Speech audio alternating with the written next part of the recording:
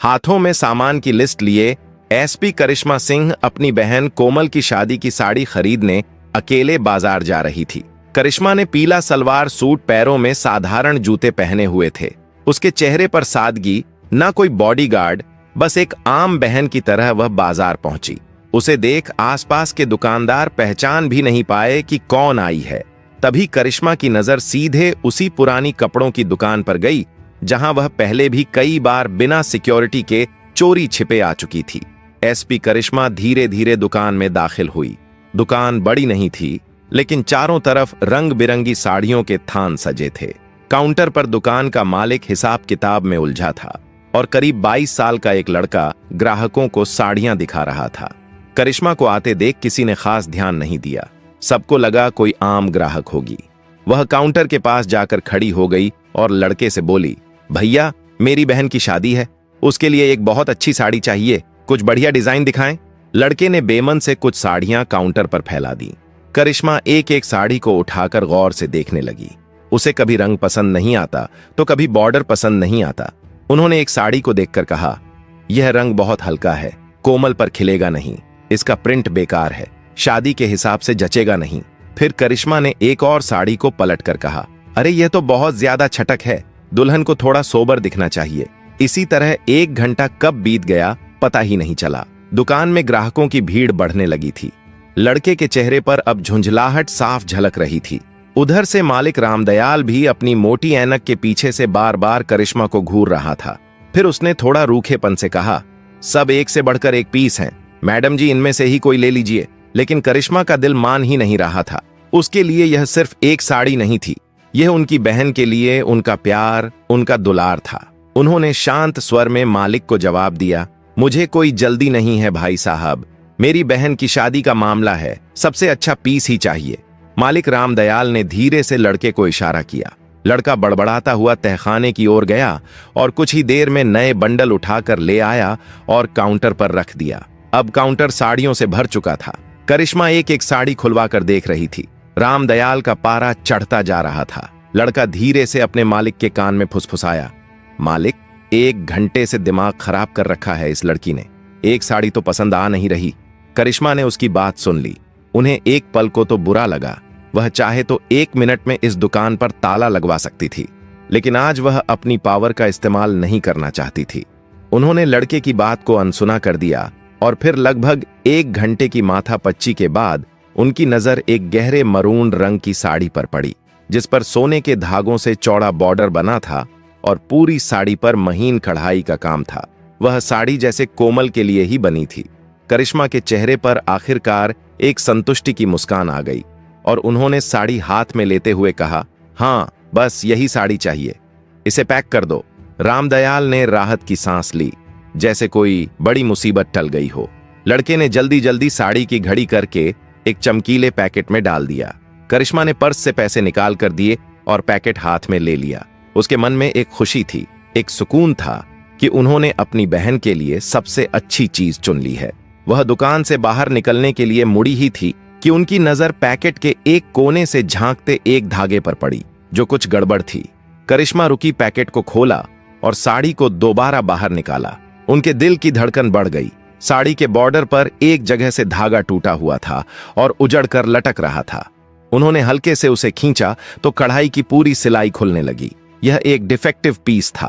करिश्मा का चेहरा उतर गया। वह वापस काउंटर पर गई। उन्होंने मालिक रामदयाल को दिखाते हुए कहा, भैया, यह देखिए, इसमें तो धागा टूटा हुआ है, ये तो पूरी उधड़ जाएगी।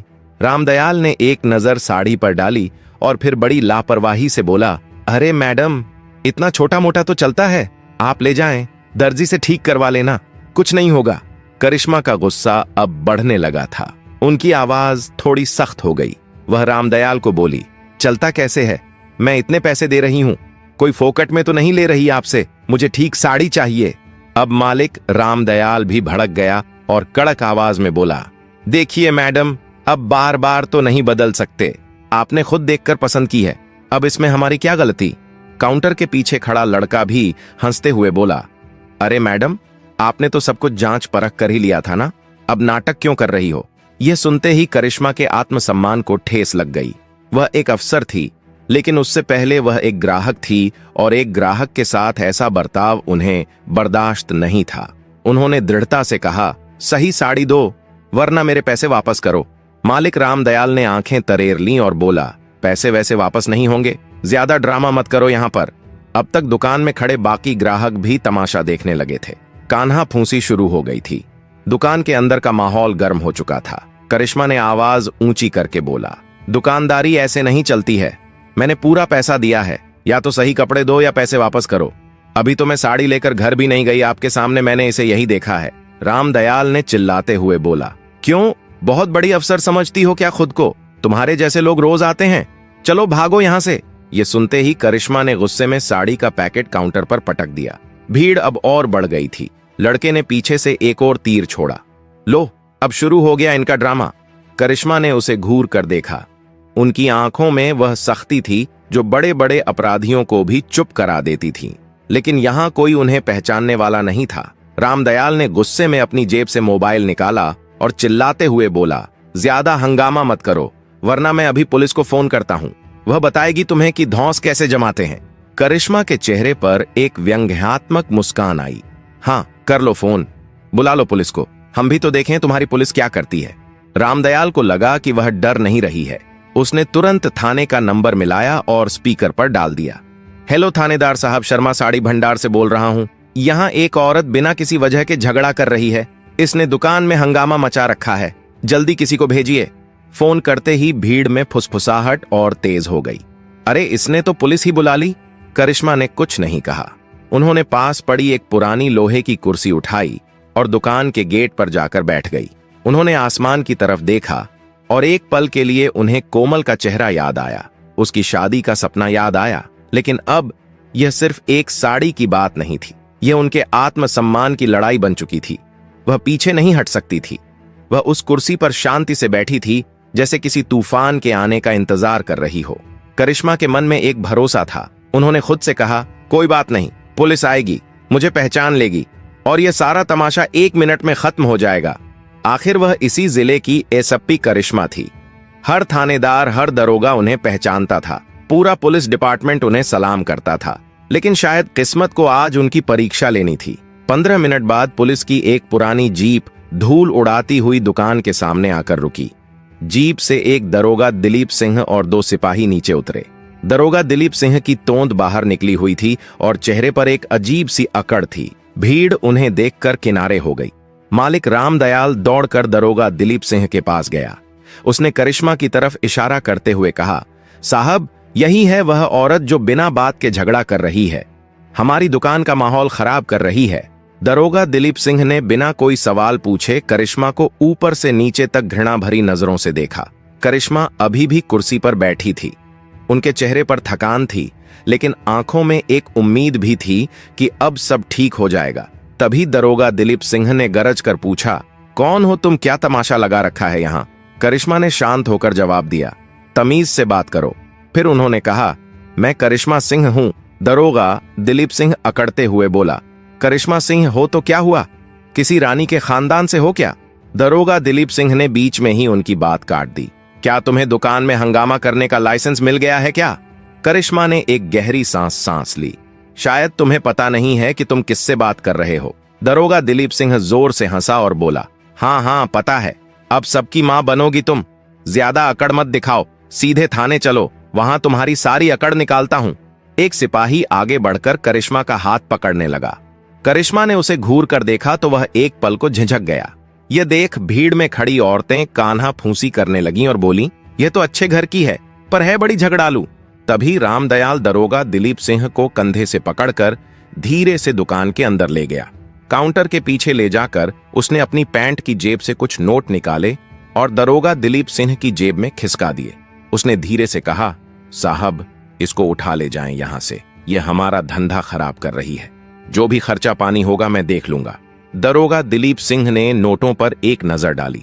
उसके होठों पर एक गिरी हुई मुस्कान आई। रिश्वत की गर्मी ने उसकी अकड़ को और बढ़ा दिया। वह भीड़ की तरफ देखते हुए बाहर निकला। करिश्मा अब भी उसी कुर्सी पर बैठी थी। वह सोच रही थी, अब तक तो इसने मुझे पहचान लिया होगा, अब यह नाटक खत्म होगा। लेकिन दरोगा दिलीप सिंह ने सिपाहियों को इशारा किया, इस बार दोनों सिपाहियों ने आगे बढ़कर करिश्मा की दोनों बाहें मजबूती से पकड़ ली। करिश्मा चौंक गई। ये क्या बदतमीजी है? मेरी बात तो सुनो। दरोगा दिलीप सिंह ने सिटी बजाते हुए जीप की तरफ इशारा किया और बोला, बहुत बोल लिया तुमने, अब थाने चलो, वहीं पता चलेगा कौन कितना बड़ा अफसर है। भीड़ में से किसी ने ताना कसा, देखो तो इसे बड़ी मैडम बनने आई थी, अब हवालात में चक्की पीसेंगी। रामदयाल दूर खड़ा अपनी मूंछों पर ताव देते हुए हंस रहा था। एसपी करिश्मा की आंखों में गुस्से की आग जल रही थी, लेकिन उस वक्त उनकी आवाज से ज्यादा भारी था कानून के रखवालों का वह हाथ जिसने आज एक बेकसूर को पकड़ रखा था। उन्होंने कोई विरोध नहीं किया। वह जानती थी कि अगर उन्होंने यहां अपनी पहचान बताई तो यह लोग शायद यकीन न करें और तमाशा और बढ़ जाए। जीप का दरवाजा खुला। सिपाहियों ने उन्हें लगभग धकियाते हुए अंदर बिठा दिया। जीप का दरवाजा बंद हुआ और उनकी इज्जत, उनका पद, सब कुछ उस बंद दरवाजे के पीछे कैद हो गया। गाड़ी जैसे ही गली से बाहर निकली, मालिक रामदयाल ने राहत की सांस ली और अपनी दुकान का शटर गिरा दिया। धंधा फिर से अपनी रफ्तार पकड़ लेगा। लेकिन एसपी करिश्मा सिंह की इज्जत को थाने के रास्ते पर घसीटा जा रहा था।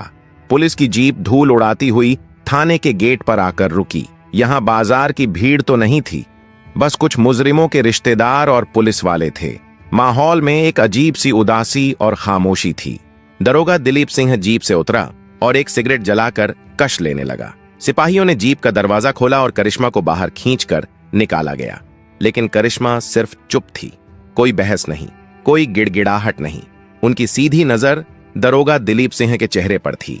लेकिन रिश्वत और अहंकार में डूबे उस दरोगा दिलीप सिंह को कुछ भी समझ नहीं आ रहा था। दरोगा दिलीप सिंह ने उन्हें धक्का देते हुए कहा, ले चलो थाने के अंदर।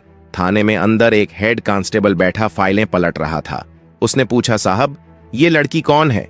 दरोगा दिलीप सिंह ने घमंड से कहा, यह बहुत बड़ी तोप बनी फिर रही थी, एक दुकानदार से झगड़ा कर रही थी। ऐसे ही लोग शहर में दंगे करवाते हैं। इसे हवालात में डालो, सारी गर्मी निकल जाएगी। करिश्मा ने एक आखिरी बार कोशिश की। उसने कहा, मैं करिश्मा सिंह हूं। हेड कांस्टेबल ने बीच में ही टोक दिया, नाम पता बाद में कागज में लिख लेंगे मैडम, पहले अंदर चलिए। एक सिपाही ने लोहे का एक भारी गेट खोला और उन्हें हवालात में डाल दिया। अंदर सीलन भरी हवालात थी। दीवारों से पपड़ी उतर रही थी और हवा में एक अजीब सी बदबू थी। एक कोने में टूटी हुई चारपाई पड़ी थी। करिश्मा ने गहरी सांस ली। यह वही हवालात थी जिसका उन्होंने कुछ दिन पहले ही निरीक्षण किया था। आज वह खुद इसमें एक कैदी बनकर खड़ी थी। दरोगा विक्रम सिंह ने बाहर से ताला लगाया और जोर से हंसकर बोला, अब बनो अफसर और रानी बाई। हवालात की दीवारों पर करिश्मा के चेहरे की परछाई कांप रही थी। वह मन ही मन सोच रही थी कि कितने नीचे गिर चुके हैं ये लोग। इनकी की सजा जरूर दूंगी। ये कैसा इंसाफ है जो सच और झूठ में फर्क नहीं कर सकता।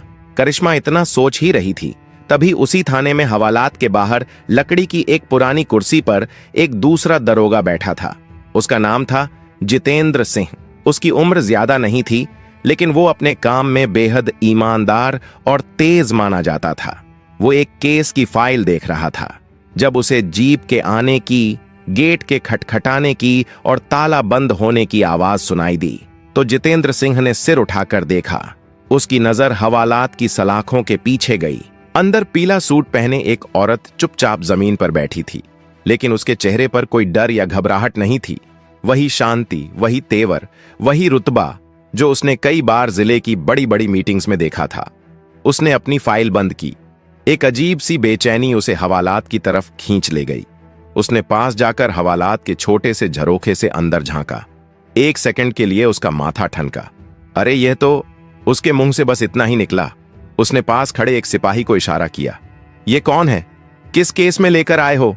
सिपाही ने हंसते हुए पूरी कहानी बता दी। साहब एक दुकानदार से झगड़ा कर रही थी। दरोगा दिलीप सिंह साहब पकड़ लाए। कह रहे थे बड़ी अफसर बन रही थी। जितेंद्र ने उसकी बात पर ध्यान नहीं दिया। उसकी आंखें सीधे अंदर देख रही थीं। तभी हवालात में बैठी करिश्मा ने भी नजर उठाकर उसे देखा। एक पल के लिए दोनों की आंखें मिली। अगले ही पल जितेंद्र का खून सूख गया। वह समझ गया कि कितना बड़ा बवंडर आ चुका है। यह कोई आम औरत नहीं है, यह पूरे जिले की एसपी करिश्मा सिंह है। वह सिपाही पर दहाड़ा, यह कोई मजाक नहीं है। गेट खोल जल्दी। सिपाही घबरा गया और बोला, पर दरोगा दिलीप सिंह साहब ने मना किया है। जितेंद्र की आवाज पूरे थाने में गूंज गई। मैंने कहा, गेट खोल, ये पूरे जिले की एसपी करिश्मा सिंह हैं। तुम्हारे जैसे 36 दरोगा दिलीप सिंह मिलकर भी इनका बाल बांका नहीं कर सकते। ये सुनते ही सिपाही के हाथ पैर कांपने लगे। उसने कांपते हाथों से चाबी निकाली और ताले में लगाई। ताला खुला। जितेंद्र ने सलाखों के उस पार खड़ी एएसपी करिश्मा सिंह को पूरी ताकत से सैल्यूट ठोका। उसकी आवाज में शर्मिंदगी और सम्मान दोनों थे। मैडम, माफ कीजिएगा, हमसे बहुत बड़ी गलती हो गई। मैं अभी इस गलती की भरपाई करता हूं। हवालात की वही दीवारें जो कुछ देर पहले करिश्मा की पहचान को मिटा रही थीं, अब सच को पूरी इज्जत से बाहर आते हुए देख रही थीं। हवालात का ताला खुलते ही एसपी करिश्मा सिंह बाहर आई। उनका चेहरा शांत था, लेकिन उनकी आंखों में एक तूफान छिपा था। जितेंद्र ने उन दोनों सिपाहियों और हेड कांस्टेबल को जमकर फटकार लगाई। कुछ ही मिनटों में यह खबर थाने से बाहर जैसे ही पहुंची कि हवालात में बंद औरत कोई आम महिला नहीं बल्कि पूरे जिले की एसपी करिश्मा सिंह है। दरोगा दिलीप सिंह के होश उड़ गए। उसका चेहरा पीला पड़ गया। माथे पर पसीने की बूंदें छलक आई। अभी तक वह अपनी बहादुरी और अकड़ दिखा रहा था, लेकिन अब उसकी टांगें कांप रही थीं। वह बेतहाशा थाने की ओर भागा। सीढ़ियां चढ़ते हुए उसके पैर फिसल रहे थे। सांसें तेज हो गई थीं। कमरे का दरवाजा खोला तो सामने वही दृश्य था। हवालात खुल चुकी थी। एसपी करिश्मा सलाखों से बाहर आ चुकी थी। चारों तरफ पुलिस वाले खामोश खड़े थे, जैसे किसी अपराध पर गवाह हो। दरोगा दिलीप सिंह ने जैसे ही करिश्मा को देखा, उसकी आंखों में खौफ उतर आया। वह दौड़कर उनके पैरों में गिर पड़ा। माफ कर दीजिए मैडम, मुझसे बहुत बड़ी गलती हो गई। मैं आपको पहचान नहीं पाया। आप चाहे तो जो सजा दें मैं झेल लूंगा, बस मुझ पर दया कर दीजिए। उसकी आवाज कांप रही थी। वह हाथ जोड़कर गिड़गिड़ा रहा था। पूरे थाने में सिर्फ उसकी हारती हुई आवाज गूंज रही थी, लेकिन करिश्मा का चेहरा शांत था। उनकी आंखों में गुस्सा नहीं बल्कि एक ठंडी शक्ति थी, वह शक्ति जो अपराधी को पिघला दे। उन्होंने धीरे से कदम पीछे हटाए, उसकी ओर देखकर कड़क आवाज में कहा, तू सोच रहा है कि गिड़गिड़ाने से तेरी गलती माफ हो जाएगी? याद रख, यह कुर्सी कोई सौदा नहीं है जो रिश्वत और डर से बच जाए। यह जिम्मेदारी है और तूने उस जिम्मेदारी को पैसों और झूठे अहंकार के नीचे कुचल डाला। दारोगा दिलीप सिंह रोते हुए बोला, मैडम रहम कर दीजिए, घर वाले बच्चे सब भूखे मर जाएंगे। मैं अपनी पत्नी की कसम खाता हूं, अब कभी ऐसी गलती नहीं होगी। करिश्मा ने उसकी बात बीच में ही रोक दी। उनकी आवाज पूरे थाने में गड़गड़ाहट की तरह गूंजी। बस, अब तेरी यह नौटंकी मुझे और नहीं सुननी। तूने आम महिला समझकर जिस तरह से मेरे साथ दुर्व्यवहार किया, उसी तरह तूने ना जाने कितनों के साथ ऐसा काम किया होगा। तू माफी के लायक नहीं है। आज से तू सस्पेंड है। एसपी करिश्मा की यह बात सुनते ही पूरा थाना सन्नाटे में डूब गया। दारोगा दिलीप सिंह वहीं जमीन पर गिरा और सिर पकड़कर सुबकने लगा। उसके होंठ कांप रहे थे, लेकिन अब उसके पास कोई दलील नहीं बची थी। जितेंद्र ने तुरंत रिपोर्ट निकाली, सस्पेंशन का आदेश लिखा और उस दारोगा दिलीप सिंह को वहीं मौजूद पुलिस जीप में बैठाकर लाइन हाजिर करवा दिया। अब उसकी अकड़ धूल हो चुकी थी। अगले ही दिन उस कपड़े वाले रामदयाल को भी नोटिस भेज दिया गया। ग्राहक के साथ धोखाधड़ी, झूठा केस दर्ज करवाना और प्रशासन के काम में बाधा डालना। उसकी दुकान का लाइसेंस रद्द करने की कार्यवाही शुरू हो गई। रात काफी हो चुकी थी, लेकिन करिश्मा ने एक पल भी आराम नहीं किया। उन्होंने वॉशरूम जाकर अपने कपड़े ठीक किए, चेहरे पर पानी के छींटे मारे। वह दर्द, वह अपमान, सब कुछ उन्होंने अपने अंदर समेट लिया था। एक सिपाही ने कहा, मैडम, सरकारी गाड़ी भेज देते हैं। करिश्मा ने सिर हिला दिया, नहीं, मैं अपनी कार से ही जाऊंगी। वह फिर से अफसर नहीं, सिर्फ एक बहन बनना चाहती थी। थाने से बाहर निकलकर जब वह अपनी पुरानी कार में बैठी तो उनकी आंखों में आंसू आ गए, लेकिन उन्होंने उन्हें बहने नहीं दिया। कुछ ही घंटों बाद उनकी गाड़ी उनके घर के गेट पर रुकी। शादी के घर में शहनाई की गूंज थी। चारों तरफ हंसी मजाक, नाच गाना और मेहमानों की चहल पहल थी। कोमल अपनी सहेलियों से घिरी हुई थी और उसके चेहरे पर दुल्हन बनने की एक अनोखी चमक थी। उस चमक के बीच उसकी आंखें बार बार अपनी बड़ी बहन करिश्मा को ढूंढ रही थी। करिश्मा वहीं थी, हर रस्म में कोमल के साथ खड़ी, कभी उसकी चुनरी ठीक करती, कभी उसे छेड़कर हंसा देती। चेहरे पर एक शांत और प्यारी सी मुस्कान थी, जैसे कल रात कुछ हुआ ही ना हो। उन्होंने कोमल को वह मरून रंग की साड़ी दी तो कोमल की आंखें खुशी से भर गईं। दीदी, यह कितनी सुंदर है, आपने मेरे लिए सबसे अच्छी चीज चुनी है। करिश्मा बस मुस्कुरा दी और बोली, अरे पगली, तेरे लिए तो जान भी हाजिर है, ये साड़ी क्या चीज है। लेकिन उस मुस्कान के पीछे एक गहरा समंदर छिपा था। कल रात जो कुछ भी हुआ वह किसी बुरे सपने की तरह बार बार उनके दिमाग में कूद रहा था। वह हवालात की सीलन भरी बदबू, व दारोगा दिलीप सिंह की गिरी हुई हंसी, व रामदयाल का घमंडी चेहरा और भीड़ की वह चुभती हुई निगाहें, सब कुछ उनकी आत्मा पर किसी घाव की तरह ताजा था। उन्होंने उस अपमान के घूंट को पिया जरूर था, लेकिन वह उनके गले में अटका हुआ था। वह मुस्कुरा रही थी, लेकिन उनका मन बेचैन था। वह सोच रही थी, क्या दारोगा दिलीप सिंह को माफ कर देना चाहिए था? आखिर उसने अपने बीवी बच्चों की कसम खाई थी कि आज के बाद कभी ऐसा काम नहीं करेगा। उसकी आंखों में डर से ज्यादा अपने घर की फिक्र झलक रही थी। करिश्मा के दिल में बार बार सवाल उठ रहा था, क्या मैंने सही किया या गलत? उनकी आत्मा जानती थी कि वर्दी का अपमान बर्दाश्त नहीं किया जा सकता, लेकिन तभी उसे थाने का अंतिम दृश्य याद आया। जब दारोगा दिलीप सिंह को सस्पेंड करके ले जाया जा रहा था तो उसके चेहरे पर एक ऐसे हंसी थी कि मानो उसे कुछ हुआ ही नहीं हो। उसकी नजरें यह इशारा कर रही थीं कि तुमको देख लेंगे। उसके अंदर कोई डर नहीं था। उनकी आंखें शून्य में टिक गईं। इसका उनकी आंखों में भय होने लगा। तभी कोमल ने धीरे से उनका हाथ हिलाया और मुस्कुराकर बोली, दीदी, आप कहां खोई हुई हैं? उसकी आवाज ने करिश्मा की सोच को तोड़ दिया। करिश्मा चौंक कर हकीकत में लौटी। कहीं नहीं लल्ली, बस देख रही हूं कि मेरी गुड़िया आज कितनी सुंदर लग रही है। उन्होंने बड़ी सफाई से बात को टाल दिया। वह अपनी बहन की जिंदगी के सबसे बड़े दिन में किसी भी तरह की कड़वाहट घोलना नहीं चाहती थी। तभी कोमल ने करिश्मा से पूछा, दीदी, कल आप इतनी देर से क्यों आई और मां बता रही थी कि आपका फोन भी नहीं लग रहा था? सब ठीक तो है ना? कोमल की आंखों में चिंता साफ झलक रही थी। करिश्मा ने एक गहरी सांस ली। वह अपनी छोटी बहन से झूठ नहीं बोलना चाहती थी, लेकिन सच बताने का यह सही वक्त नहीं था। उसने कोमल से मुस्कुराकर कहा, हाँ सब ठीक है, बस एक जरूरी ऑफिशियल काम में फंसी थी, लेकिन देख मैंने अपना वादा पूरा किया। तेरी साड़ी ले आई। रात को जब सब लोग संगीत और नाच गाने में डूबे थे, करिश्मा अकेले छत पर चली गई। ठंडी हवा के बीच उसने जितेंद्र को फोन किया और बोला, मुझे दरोगा दिलीप सिंह और दुकानदार रामदयाल की पूरी जानकारी चाहिए। जितेंद्र ने भरोसा दिलाया, सुबह तक रिपोर्ट दे दूंगा। अगले दिन हल्दी की रस्म के बीच फोन आया। जितेंद्र ने बताया, रामदयाल के कई धोखाधड़ी के केस दबाए गए हैं और दरोगा दिलीप सिंह एमएलए लालू यादव का खास आदमी है। अवैध शराब, जमीन कब्जा, वसूली सब उसी के लिए करता है। करिश्मा ने सब कड़ी जोड़कर कहा, तो रामदयाल भी उसी के नेटवर्क का हिस्सा है। शाम होते ही बारात की खुशी पर अचानक साया छा गया। एक जीप से कुछ गुंडे कूदे और पांडाल के बाहर खौफ का तूफान उतर आया। उनके लीडर सूर्या ने चिल्लाकर शादी रोकने को कहा। रोको यह शादी!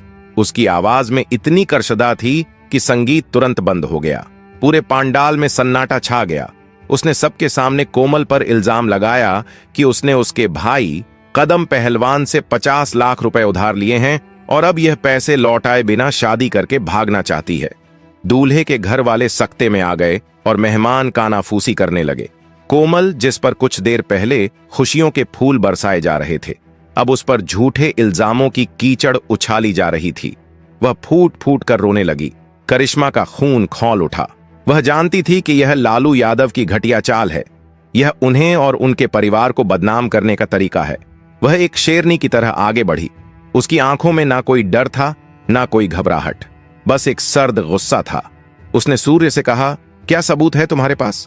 उसकी आवाज शांत लेकिन इतनी पेनी थी कि सूर्या भी एक पल को ठिठक गया। सूर्या ने कुछ नकली स्टैम्प पेपर हवा में लहराए। करिश्मा ने एक नजर में ही पहचान लिया कि वह कदम भी है। उसने कहा, अच्छा तो अपने भाई कदम का नंबर दो, मैं अभी उससे बात करती हूं। यह सुनकर गुंडे घबरा गए। उन्होंने कहा, वह तो शहर से बाहर है। करिश्मा ने कहा, तो फिर यह कचरे के टुकड़े मुझे मत दिखाओ। करिश्मा ने कागज छीनकर उसके मुंह पर फेंक दिए।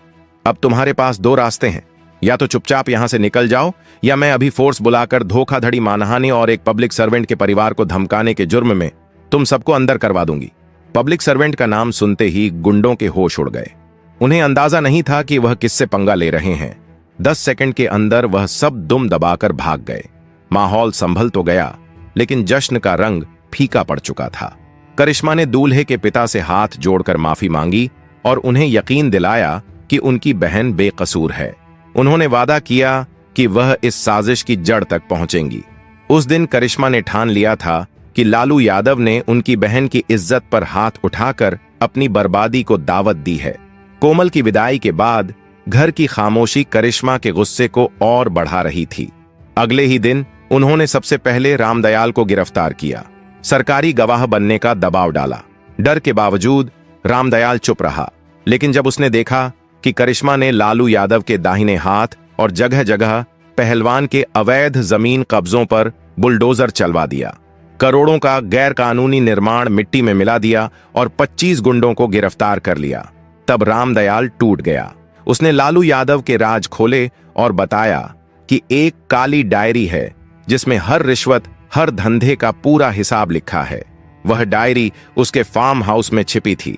करिश्मा ने आधी रात को ऑपरेशन एवीपी चलाया। बिना सायरन और रोशनी वाली पुलिस की गाड़ियां फार्म हाउस पहुंची। दरवाजे तोड़े गए। गार्ड्स हथियार डालने पर मजबूर हुए। करिश्मा सीधे लालू यादव के कमरे में पहुंची। लालू यादव उस समय सो रहा था। वह नींद से चौंक कर वह चिल्लाया, एसपी करिश्मा, तुम्हारी हिम्मत कैसे हुई अंदर आने की? करिश्मा ने सर्च वारंट उसके चेहरे पर फेंकते हुए कहा, कानून को काम करने के लिए इजाजत की जरूरत नहीं होती। फार्म हाउस की तलाशी में करोड़ों की नकदी और वह काली डायरी बरामद हुई। करिश्मा ने डायरी उठाकर ठंडी आवाज में कहा, खेल खत्म एमएलए साहब। लालू यादव उसी रात गिरफ्तार हुआ। अगले दिन मीडिया में डायरी और गवाही के सबूत पहुंचे। अदालत में रामदयाल की गवाही और डायरी के पन्नों ने पूरा गिरोह सलाखों के पीछे पहुंचा दिया। शहर ने बरसों बाद चैन की सांस ली। अपराध का साम्राज्य ढह चुका था। शाम को कोमल ने छत पर करिश्मा से कहा, दीदी, मुझे आपके लिए डर लगता है, कहीं वो गुंडे आपके साथ कुछ गलत ना कर दे। करिश्मा मुस्कुराई। उसने कोमल का हाथ थामा और बोली, मैं अकेली नहीं हूं लल्ली, मेरे साथ कानून है, सच्चाई है और तेरी दुआएं हैं। यह वर्दी सिर्फ कपड़ा नहीं, एक कसम है और मैंने अपनी कसम निभाई है। डूबते सूरज की रोशनी में उनकी वर्दी चमक रही थी। यह वर्दी अब सिर्फ वर्दी नहीं, बल्कि इंसाफ और इज्जत की जीत की पहचान बन चुकी थी। तो दोस्तों, यह कहानी केवल मनोरंजन और शिक्षा के उद्देश्य से बनाई गई है। इसमें दिखाए गए सभी पात्र, घटनाएं और संवाद काल्पनिक हैं। किसी भी वास्तविक व्यक्ति, संस्था या घटना से इनका कोई संबंध नहीं है। अगर आपको यह कहानी पसंद आई हो तो इसे लाइक करें और ज्यादा से ज्यादा लोगों तक शेयर करें। कमेंट करके बताएं कि आपको करिश्मा का कौन सा कदम सबसे अच्छा लगा और हमारे चैनल को सब्सक्राइब करना ना भूलें। धन्यवाद।